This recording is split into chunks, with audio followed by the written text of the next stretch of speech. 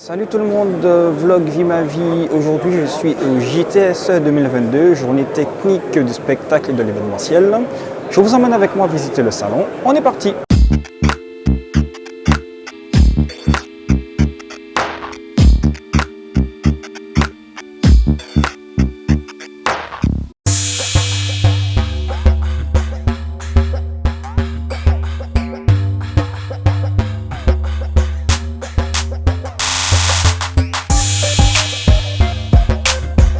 Je suis actuellement sur le stand de Sonos, en particulier la partie SGM avec monsieur Bruno Souchot. Comment ça va Bruno?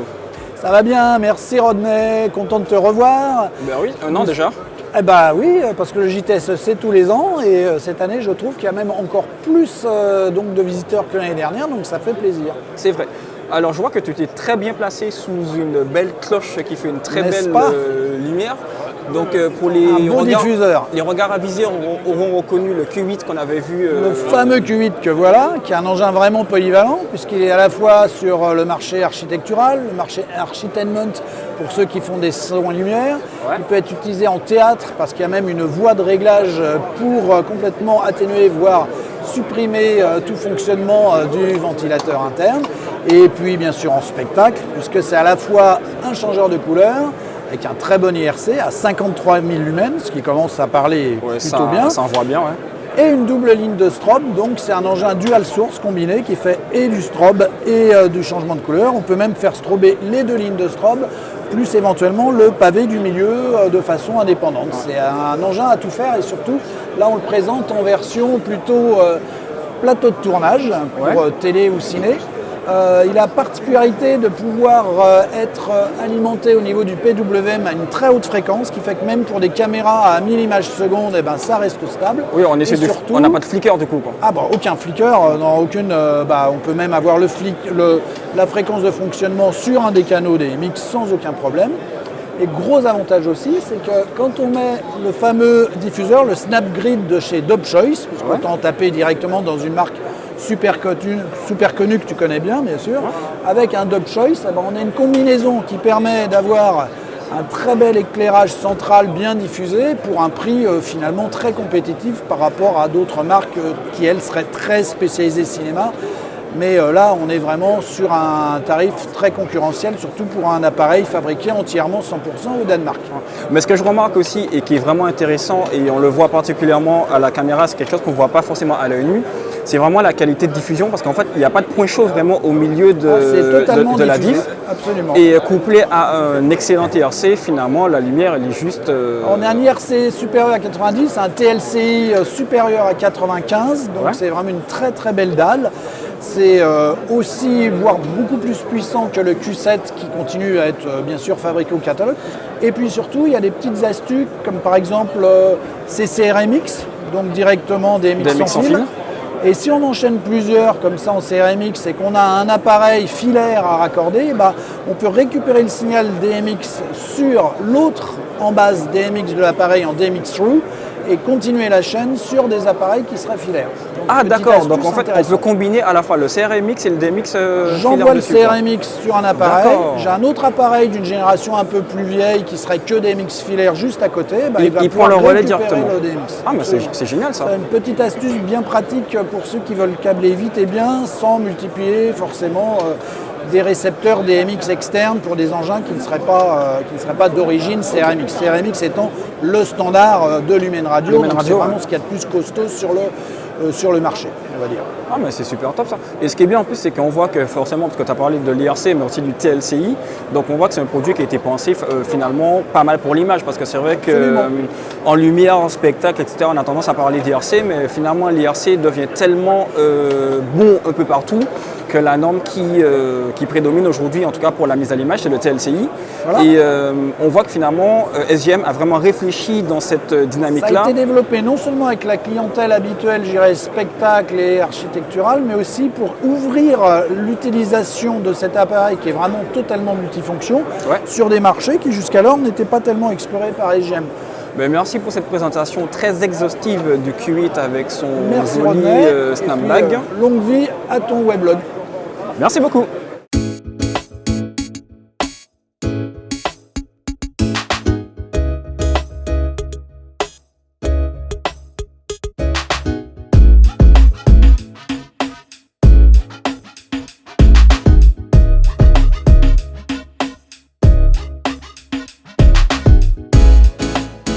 Alors, je suis sur le stand de l'ABS, la boutique du spectacle, avec Jocelyn Navarre. Salut Jocelyn. Salut. Et tu as un beau bébé à côté qui envoie vénère, qui envoie sévère. On voit du lot, en effet, ouais. Le Rox, la marque Rox allemande, donc le cluster B2. Ok. Voilà, dans sa forme en blanc chaud, ambre et rouge, pour faire un effet tungstène vraiment rougeoyant sur les derniers pourcentages. Ok, le On fameux est sur un blinder Warm LED. Dim, du coup. Non, le fameux petit effet Warm Dim. Exactement, exactement. Donc on est sur un blinder à LED avec chacune des sources 300 watts. On est sur un blinder qui fait 20 000 lumens en capacité maximale. Ok. IP65 évidemment, DMX, RDM, contrôlable avec une application sur iOS. Ok. Et en plus de ça, avec des fonctionnalités du coup d'assemblage qui sont vraiment très sympathiques. Voilà, on a juste à dévisser, hop, et on récupère le blinder. Le gros avantage, c'est surtout pour le montage, où quand on récupère, hop, et là, ça tient tout seul. On n'a plus qu'à sécuriser avec les crochets et c'est terminé. Et voilà. On peut voir allumer pour voir ce que ça donne un peu. On peut voir ce vidéo allumé en effet, en pleine puissance, donc directement avec l'application. Voilà, 20 000 lumens. Les voisins sont pas contents. Mais... Et quand on arrête, on voit le petit rougeoiement sur les derniers pourcentages. Voilà, c'est la toute nouvelle nouveauté chez l'ABS, la marque Rox. Ok. Rox qui font aussi, tu me disais, des projets sur batterie également. Quoi.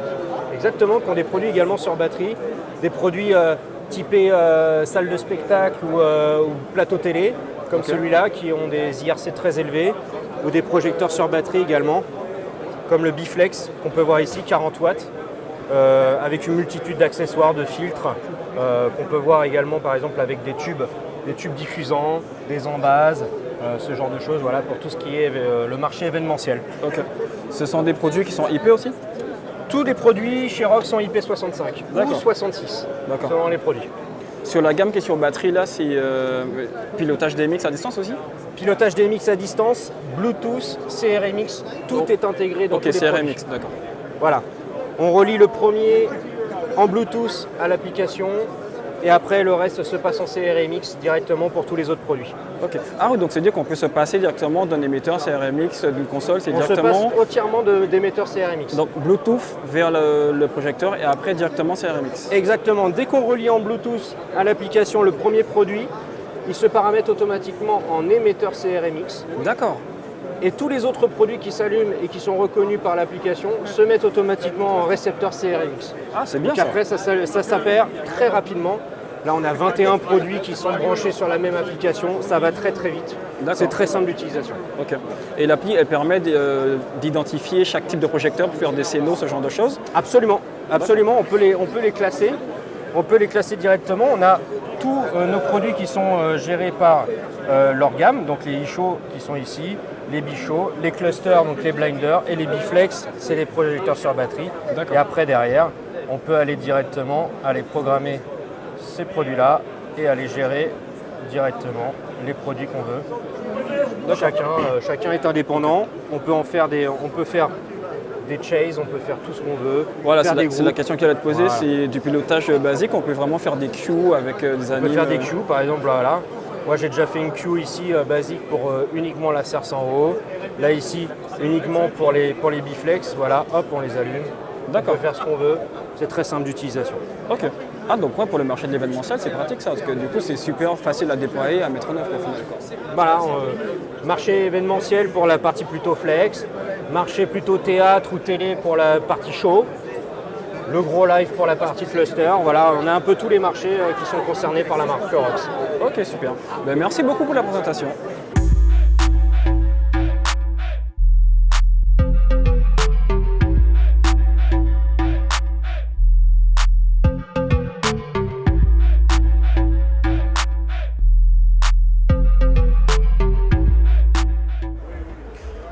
Alors je viens de tomber sur un truc qui est assez incroyable en me baladant sur le salon. En fait, il s'agit de la rangée de subs qu'il y a derrière moi. C'est fou ce qu'ils ont fait. En fait, ils ont fait une rangée de subs qui fonctionne en opposition de phase. Alors l'opposition de phase, sans trop rentrer dans les détails techniques, c'est quand les ondes sonores sont opposées. C'est-à-dire que quand il y en a une en haut, l'autre elle est en bas et inversement. Ce qui permet justement d'annuler le signal et de ne pas avoir de bruit. Donc ce sont des caissons de basse qui sont faits pour les configurations où il peut y avoir des nuisances sonores, il y a des bâtiments autour, etc. Et l'ingénierie des subs, en fait, la physique du son fait que on arrive à réduire le son. Bon, forcément, il y a tout un système de processing numérique en arrière-plan, mais déjà de base, c'est juste incroyable. Je vais essayer de vous filmer avec les fréquences basses devant et derrière le sub pour que vous puissiez vous rendre compte. C'est absolument incroyable.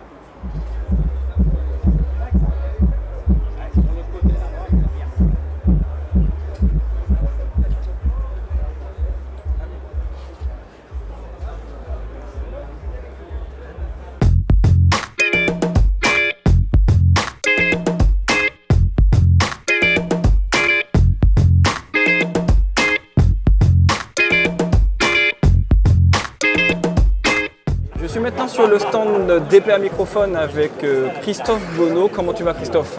Je vais très bien, Rodney, je te remercie. Alors, qu'est-ce que tu as à nous présenter de beau cette année sur les JTSE édition 2022? Cette année, sur le stand DPA, pour ceux qui viennent ou qui viendront, on est encore là jusqu'à demain. Ouais. On a vraiment cette année le 4055, qui est le micro grosse caisse. Micro kick. Sorti à peu près en juin, donc avant l'été. Ok. C'est la première fois dans l'histoire de DPA qu'on a un microphone spécialement dédié à la grosse caisse. D'accord. Donc si vous voulez bien me suivre, Ouais, allons-y. je vais vous présenter le bel objet. Donc Le on est fameux. ici sur un micro asymétrique. On est désaxé afin de pouvoir faire passer le clip pour le rentrer dans la grosse caisse. D'accord. Donc ça évite de prendre trop de place. Hop. Je vais vous montrer l'intérieur. Hop. Donc à l'intérieur, on est une cellule de studio héritée de série 4015, un cardio ouvert, cardio large. D'accord. Donc c'est une figure de captation qui permet de prendre vraiment toute l'ambiance à l'intérieur de la grosse caisse. On est sur une signature DPA, donc on est très linéaire, du très grave au très aigu, nous sommes flat. Ouais, toujours très plat. Toujours très plat, exactement. L'ingénieur du son gagne énormément de temps car il n'a pas besoin d'enlever du son. Il a juste à faire ressortir un ou deux points d'EQ quand il mixe la grosse caisse. Ouais. La cellule est suspendue, on a un silane block ici, voilà. Anti-pop, parce que quand on est à bout portant dans la grosse caisse, il y a des gros déplacements de vent, ça peut créer des turbulences. Donc voilà, c'est un micro qui encaisse jusqu'à 164 dBSPL mesuré. Ah oui, voilà. quand même. Donc c'est ultra fort. Oui, après, en même temps, tu me diras, la pression acoustique qu'il y a dans une grosse caisse, oui, tu as La intérêt à grosse pouvoir caisse encaisser. généralement fait un bruit de tous les diables, Ouais. soyons honnêtes. Donc voilà, DPA a créé l'outil pour vous à mettre dans la grosse caisse. Et c'est pas uniquement un micro dédié à la grosse caisse, vous pouvez aussi le mettre sur un ampli basse, sur un tom basse ou des cuivres. Voilà. D'accord. C'est un micro en 2 mV par pascal de sensibilité, donc il attend juste que vous lui rentriez dedans. Voilà. Ok. Il aime qu'on le kick, c'est le slogan du mur. Kick it, exactement. Voilà. C'est un micro qui est vraiment prévu pour justement le config kicking. On peut le mettre aussi au côté frappe de la On grosse peut le caisse. mettre où vous voulez, où ça passe. Où ça le passe. micro peut être à bout portant dans la grosse caisse, juste derrière la batte, si on vraiment l'attaque. Si Ok. on a plus de résonance peu et de plus de low end, rondeur, on va on le l'éloigne ressortir. directement. Tout à fait. Ok. Souvent les gens le mettent vraiment à la limite de la peau de résonance, Ouais. comme ça. Après, s'ils veulent aller chercher plus d'attaque, ils vont aller le mettre vers la batte Ok. ou le ressortir vers de la grosse caisse si on fait un son un peu plus typé de jazz avec plus de résonance. Mais dans tous les cas, vous aurez réellement le son de la grosse caisse avec un graphe très généreux, très musical. Voilà, donc n'hésitez pas à demander un essai, Ah, je peux le prendre en main un peu, non? bien sûr. Ah, en plus, il est assez léger. J'aime bien. Parce que, étant utilisateur d'un micro d'une marque que je ne citerai pas, mais d'un modèle qui commence par bêta et finit par 52, qui pèse 8 fois celui-là, du coup. Oui, un petit peu lourd. Ouais, non, c'est carrément. Il pèse quand même pas mal. Après voilà, le bêta reste un best-seller dans l'éternel et il fait partie de toutes les fiches techniques. Et voilà, nous DPA avec le 4055, on vient vraiment casser les codes encore une fois, avec cette courbe de réponse totalement plate et surtout un micro à électrer, Donc on n'est pas sur un dynamique D'accord. comme sur les concurrents. Ok. Donc on a une membrane avec une réponse très très rapide. Donc la moindre frappe, la moindre percussion va vraiment être retranscrite au quart de milliseconde. Ok, donc un microélectrode, donc il lui faut Dans tous envoyer les une cas, aligne comme du coup, tous les quoi. DPA, on a besoin d'une alimentation fantôme. Ok, donc entre on est 12 et sur 48 volts. 48 volts, d'accord. Voilà. Ok. Et dernière question que je vais te poser sur ce micro, en termes de positionnement, on est sur du milieu de gamme, haut de gamme, très haut de gamme. On est sur un très bon moyen de gamme. Voilà. Ok. On est sur 560 € hors taxe, prix public. Donc c'est plus cher que la majorité des concurrents. Par contre, on a une cellule de studio à l'intérieur et un micro ultra polyvalent qui ne va pas uniquement dans la grosse caisse. Ok, très bien.